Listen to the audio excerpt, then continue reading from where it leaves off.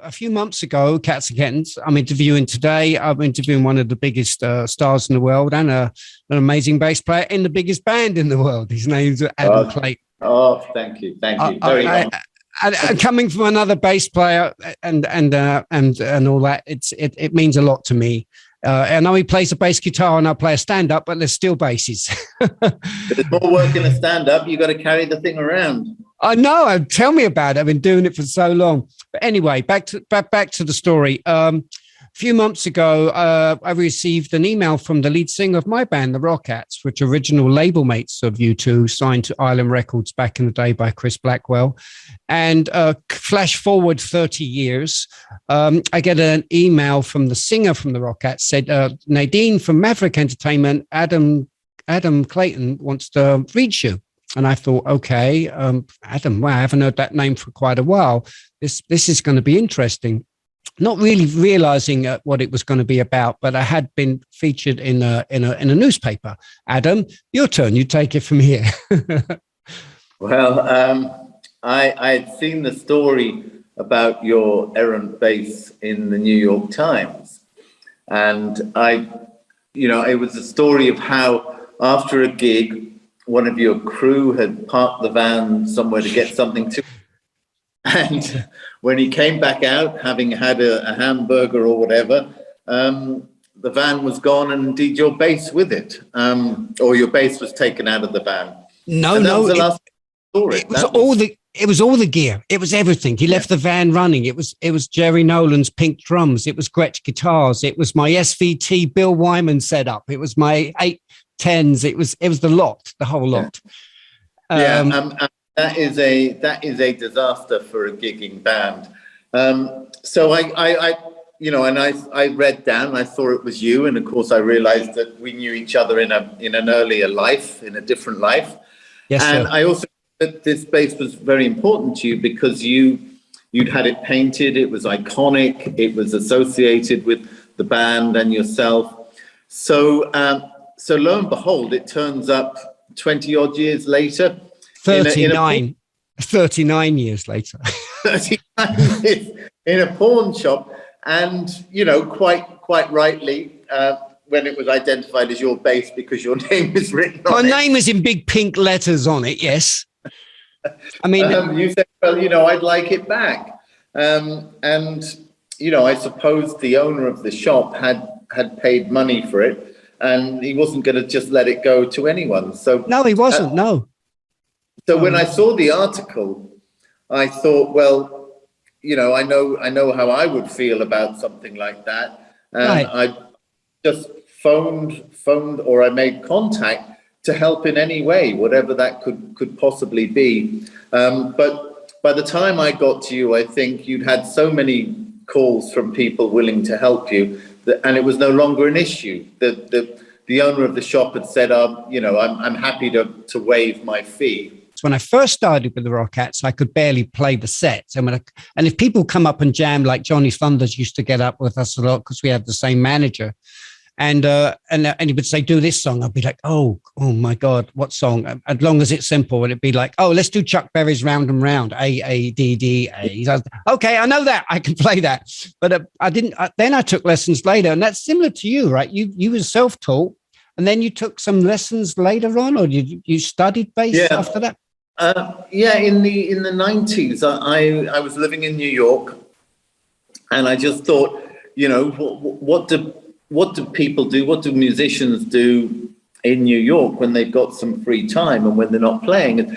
And you realize, because America and New York is such a competitive place, people take lessons, take classes. And I thought, well, there's some of the best musicians here. Shouldn't I at least have a reason to practice and play every week? So I studied with a guy called Patrick Pfeiffer. He's a really beautiful man, great teacher. And I still see him to this day, But what I wanted, I think, like you, I was self-taught, and from where I came from in terms of punk, you always wanted to have a different starting point. You never wanted to do something that somebody else had done. Well, in music, that's quite difficult because, there's 8 proper notes and 12 notes total. Right.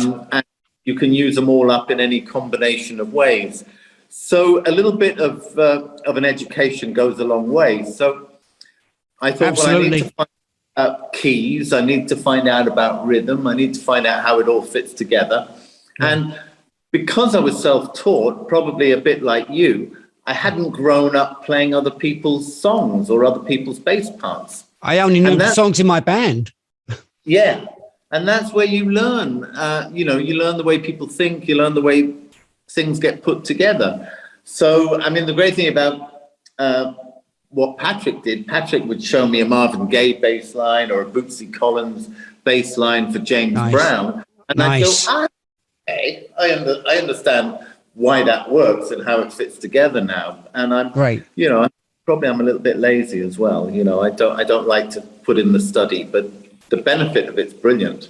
Yeah, I had the bass lessons from Ray Camp. He was the king of Rockabilly bass. And he came, I was staying at the Tropicana Hotel in 1978, and Tom Waits was living next door. And it was all, we're all hanging out at Duke's. I don't know if you ever stayed at the Tropicana back in the day. It was on La Cienega in Santa Monica. It was the rock and roll hotel. If you had a bit more money, it would have been the Sunset Marquee or somewhere else.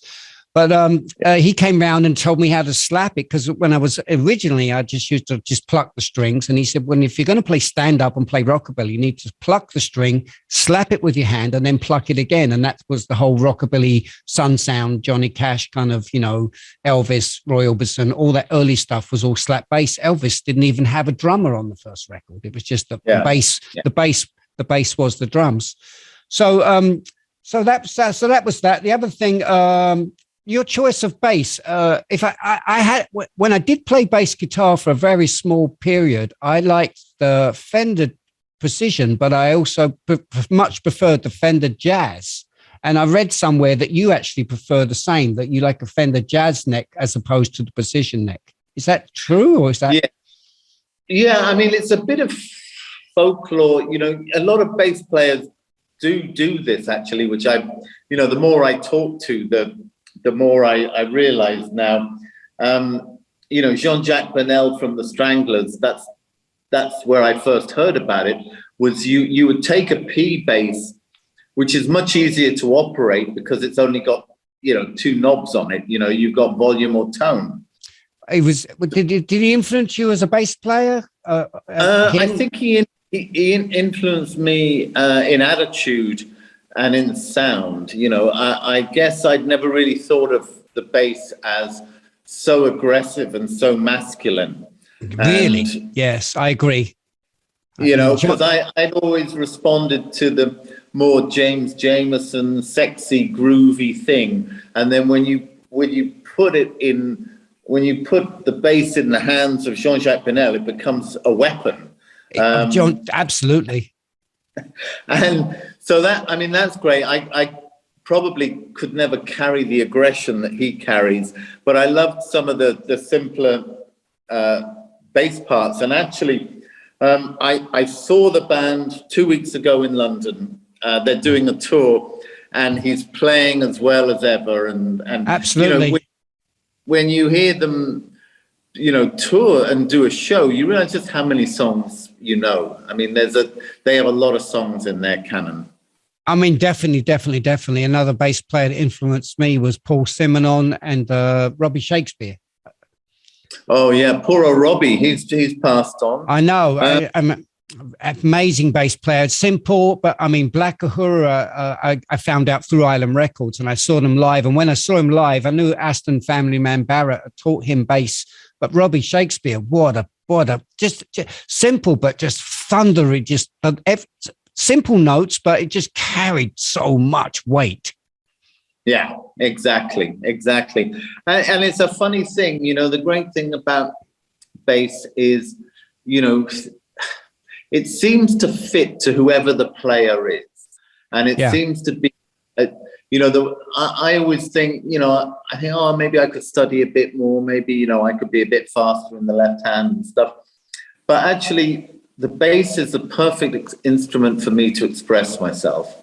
And it's like whatever mood I'm in that day, whatever emotional state I'm in, whatever's happening in my life, it come through the fingers.